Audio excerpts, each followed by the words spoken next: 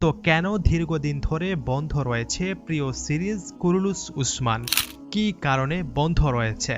Series কি বন্ধ হয়ে যাচ্ছে নাকি বড় কোনো সমস্যা? নির্ভরযোগ্য একটি তথ্য থেকে জানা যায় যে বুরাক অজচিভিট মানে আমাদের উসমান বের সাথে শুটিং সেটের কিছু লোকের সাথে কথা কাটাকাটি হয়েছে।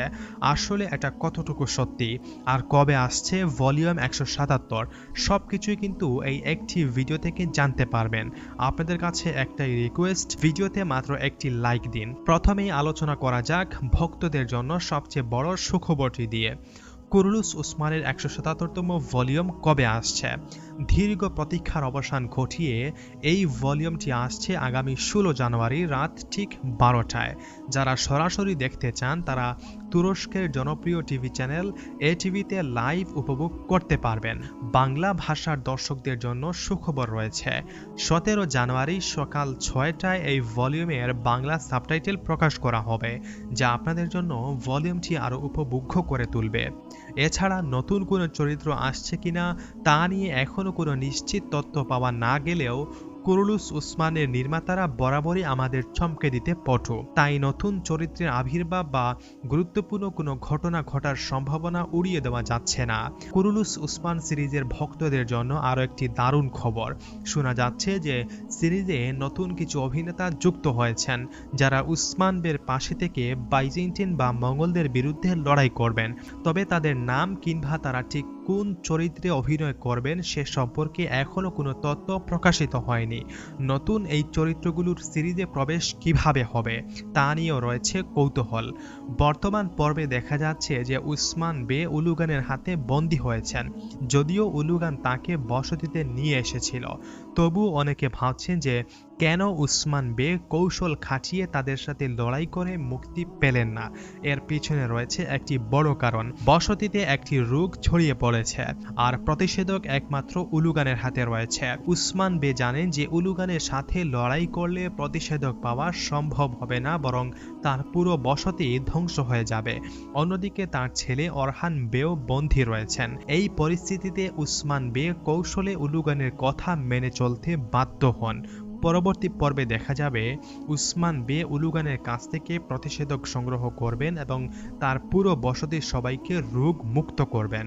কিন্তু পরিস্থিতি আরো ঘনীভূত হয় যখন উলুগান উসমান বেকে বন্দী করে দুর্গে নিয়ে যেতে চায়।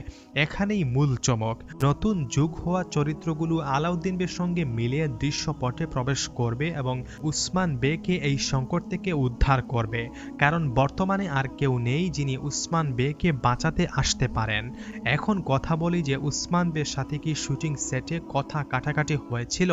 হ্যাঁ দর্শক, এমনটাই শোনা যায়। কুরুলুস উসমানের শুটিং সেটে উসমান বে অর্থাৎ বুরাক অজচিভিটের সঙ্গে কিছু ছোটখাটো বিষয় নিয়ে তর্ক বিতর্ক হয়েছিল, তবে এটি তেমন বড় কিছু নয়। এই ধরনের পরিস্থিতি শুটিং সেটে মাঝে মধ্যেই দেখা যায় এবং খুব দ্রুতই এটি সমাধান হয়ে গিয়েছিল। তাই এটি নিয়ে কোনো উদ্বেগের কারণ নেই। যারা ভাবছেন যে কুরুলুস উসমান সিরিজ বন্ধ হয়ে যাচ্ছে, আসলে এটি সম্পূর্ণ গুজব। বরং তাদের জন্য একটি সুসংবাদ হলো সিরিজটি আরো শক্তিশালী স্ক্রিপ্ট নিয়ে ফিরে আসছে। নির্মাতারা নতুনভাবে স্ক্রিপ্ট লিখছেন যা আগামী ভলিউমগুলোতে আরো রোমাঞ্চকর এবং আকর্ষণীয় করে তুলবে। তবে ভক্তদের একটি বিশেষ অনুরোধ রয়েছে যে সিরিজে অন্ততপক্ষে একটি ঐতিহাসিক চরিত্র ফিরিয়ে আনা হোক, যেমন তুরগুত বে বা মিহাইল কুসেস, যারা উসমান বের সাথে কাঁধে কাঁধ মিলিয়ে শত্রুদের পরাস্ত করবে। রিলিজ আর্তগুলে তুরগুত আল্প একটি এমন চরিত্র ছিল যা দর্শকদের জন্য ছিল একটি নির্ভরতার প্রতীক।